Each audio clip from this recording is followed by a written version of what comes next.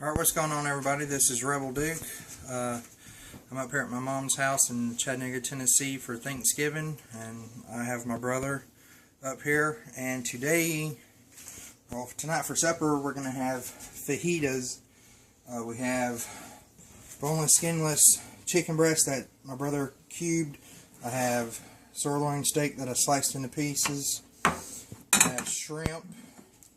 We've got butter, Charlie's Choice steak seasoning, paprika, chili powder, garlic powder, Old Bay. I'm going to make my brother and my mom some Mexican Cajun burritos, and French's Worcestershire sauce, bell pepper, portobello mushrooms, sweet yellow onions, and my tortilla shells. Right now, I'm going to turn the oven on over here on high, well, just before high.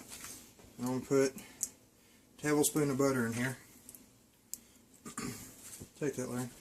What I'm going to do is I'm going to melt the butter down, and then I'm going to add the chicken and the steak. After that cooks, I'm going to put it in a bowl and then cook the onions, the mushrooms, and the bell pepper. And when that's done, I'm going to combine it together so that the flavors melt together. And right before it's done, I'm going to throw the shrimp in there, since I bought the fully cooked shrimp. So y'all stay tuned, and once I get the butter melted, I'll get back with y'all. Alright, the butter's melted. I'm going to turn the heat back to about 7.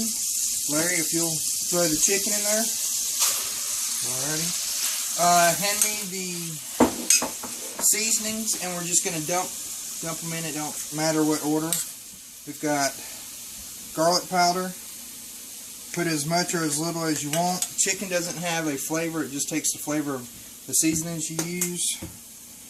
So go a little heavier with the seasonings. Just a little bit of chili powder.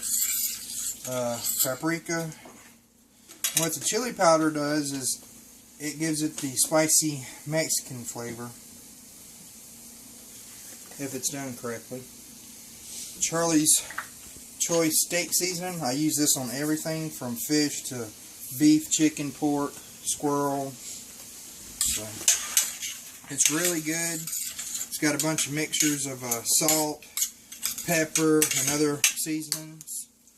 You can get that at the Harvey's. I don't need the Old Bay. Thank you, though. You can get that at the Harvey's grocery store in Georgia, in certain ones, especially in South Georgia. Alright, so as you can see, the chicken is cooking. Turn the heat up just a little bit, turn it down too much. About 8.5.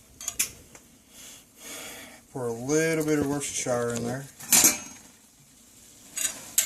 Hold off on the steak for a second. Alright, I'm going to finish let this cook. And right before it's done, I'm going to throw the steak in there because it won't take long for steak. So y'all stay tuned.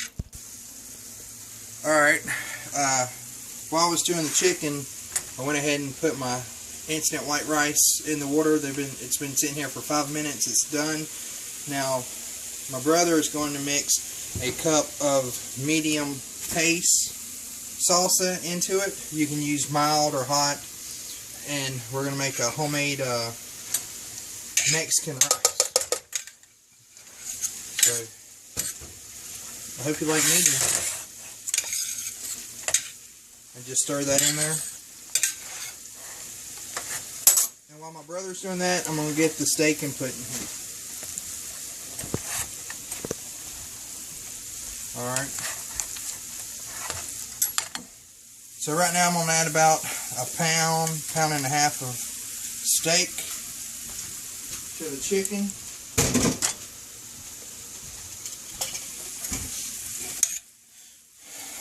And I'm going to cook the steak. That smells good. Smells really good. Y'all stay tuned. I'll be back when I start doing the vegetables. Alright, so now I have the juice left from the chicken and the steak and the butter. Now I'm going to add the peppers and the mushrooms You can put whatever you want to here. This is what I like. And I'm going to cook it down. I'll get back to you after this is cooked for a few minutes to show y'all the progress. So y'all stay tuned. Alright. Vegetables have been cooking for about 5-10 minutes now.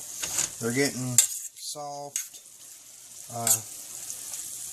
Some of the people that are eating with us tonight, neighbors, they don't like crunchy onions or bell peppers, so they made a special request that I sauteed them longer. So I said, okay, no problem. So a few more minutes with this, and then I'm going to re-add the chicken. Well, first of all, I'm going to taste it and see if it needs any more seasoning. Then I'm going to add the chicken and steak. And right before the tortillas are done, I'm going to add the shrimp so that the shrimp can get hot. So, y'all stay tuned. Alright.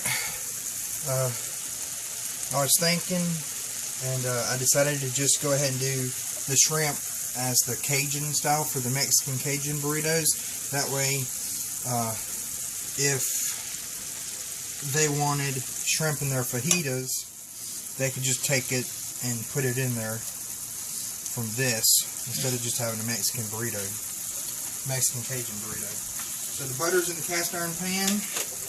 My brother's going to put the fajitas in the oven.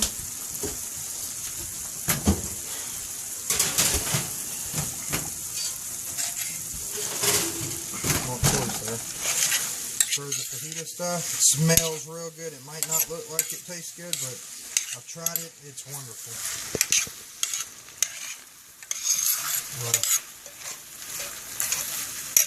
That's good. Alright, so now the butter is melting in the cast iron pan. I knew. And the thing about the butter is it's going to make the creamy sauce for the Mexican Cajun burritos as well.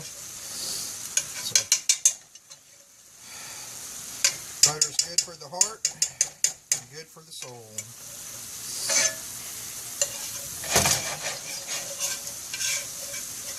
Actually, this is margarine, so it's bad for you.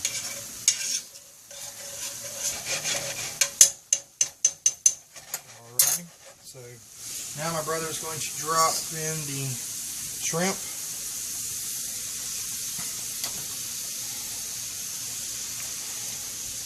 Oh yeah. So like I said, they're already fully cooked. I'm just doing this to heat them up.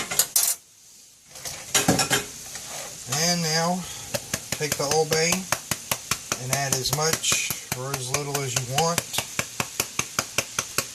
I love Old Bay. I put Old Bay on my salads. I even put Old Bay on turkey sandwiches. Everything. Old Bay is good. And it's just a mixture of different seasonings, so it's pretty good.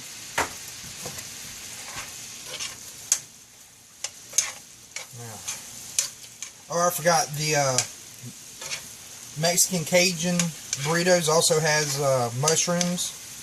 I have mushrooms in the fajita, so I'm not going to put any in here. I knew I was forgetting something. So, y'all stay tuned. Let me get this finished up, get it plated, and we will do the taste test and get everybody's opinion.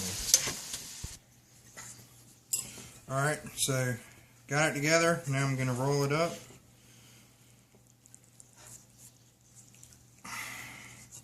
For the taste test. That's hot. Oh, that's so good. Really good. Y'all try this out. Let me know what y'all think. And y'all stay safe out there. Till next time, this is Rebel Duke. Happy Thanksgiving.